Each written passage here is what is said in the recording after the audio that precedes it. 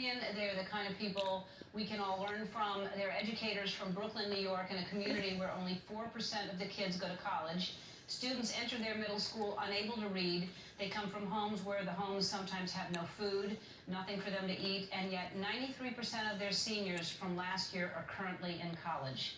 Natasha and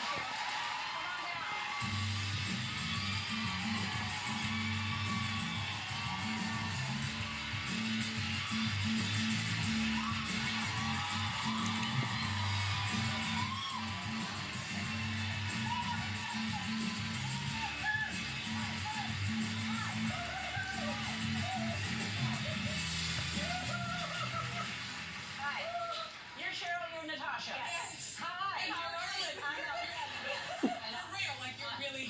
I am me. Okay. Yes. Hello. Oh my God. Hi. Okay, you didn't think you were going to be here. No. I thought you'd be here, but not here. Yeah. Okay. No. But y'all are amazing. So I want you to, I know about it, but I want you to tell everybody why you started this school. You actually started the school. Yes. Wow. So I was the director at the Police Athletic League Mikio Center in Red Hook. And working there, we had hundreds of kids in our programs, and every one of them wanted to be successful.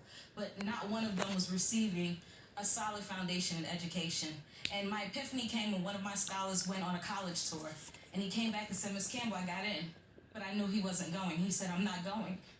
And it's because he couldn't pass a 5th grade TABE test. But he was a senior in high school. And at that moment, I knew it wasn't enough to run a community center. It was time to make sure that every child that wanted to go to college could.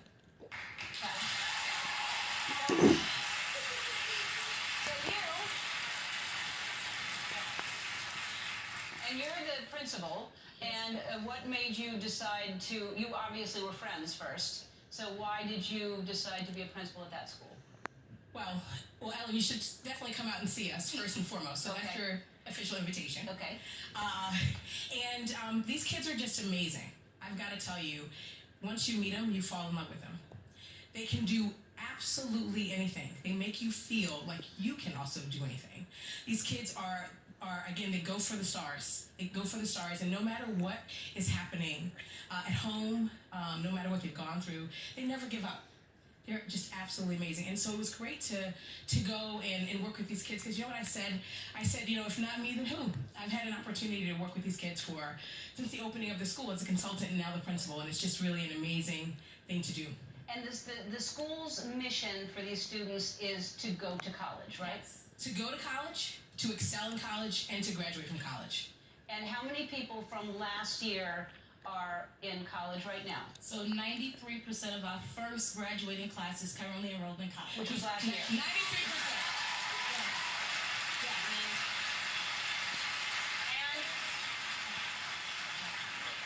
And this year, you're trying to make it 100%. Yes, absolutely. Right. Now, I mean, and it breaks my heart when you hear the stories that these kids, as I said, they don't have anything to eat sometimes. Yes. They don't have homes even to go home to. So all they have is school. All they have. You must have amazing staff. We have the most incredible staff. They come early, they stay late. Like 6:30 in the morning? 6:30 in the morning. Till like 11 at night? Yes. Miss Caleb. Oh, wait, don't say that. Because you're not supposed to be in the building that late. No. I'm saying if I was there, that's it. Right. But no, you're not. No, nobody is in your building. I'm just saying that's what our hours are. Right. Let's talk about the community that the school is in. So we are in the Red Hook section of Brooklyn, and it is one of Brooklyn's most underserved communities. 4% of the adults have attained a college degree or gone to college. Over 28% of the children under the age of 16 live in poverty. Red Hook is isolated. It's cut off by the Brooklyn-Queens Expressway, and on one side of the highway, you find beautiful multi-million-dollar homes, and on the other side, you find one of New York City's largest housing development. And we serve the children that come from that housing development. We serve the children that aren't able to go to the best schools in the world. They aren't even able to go to the best schools in Brooklyn, and we serve those children daily. And, you know, they're already in as you described that neighborhood, what they're living with just in their little world. Sure. But the world right now for all of us is a scary place. There's so much going on. How do you keep them positive? How do you keep them focused? Well, number one, we don't hide what's happening. We want to educate them. We want to talk about what's happening. We want them to tell us how they feel. We want them to give a voice, and we want them to know their voice is important and it needs to be heard. And the other part is we want to make certain that our school is like a family. So when you're here, you're safe, and we're going to keep you safe, and that's really important. All right, we're going to take a break. I have a little something for you. What do we got? We're back with Natasha and Cheryl. And while you were traveling here, we sent someone with a camera crew to your school, and we have a little something to show you. When I walk into school every day, I feel like it's just another day of getting closer to my dreams. The teachers help lead you on the right path. They push you to your limits. Some of it has impacted my life because it made me see the importance of going to college and be somebody in the world and make a difference. And I am more than just a statistic. For like a really long time, I didn't really think that I could do as much because I was told that I couldn't do that much. And Summit helped me achieve my goal of pushing myself, and now I'm on the road. My mom passed away when I was 3 days old. I never met my father.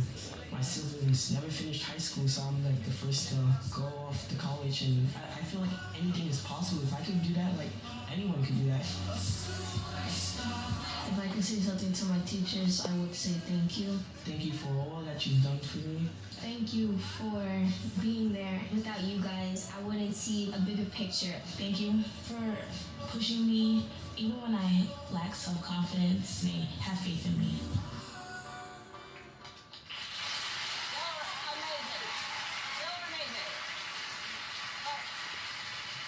As you know, when you invited me to go see them, obviously I'm working all the time. I don't get to go too many places. But I want you to come back at some point with some students that, you know, we can't accommodate everybody, but we want you to come back. We want you to come back with some students because we want to keep telling your story.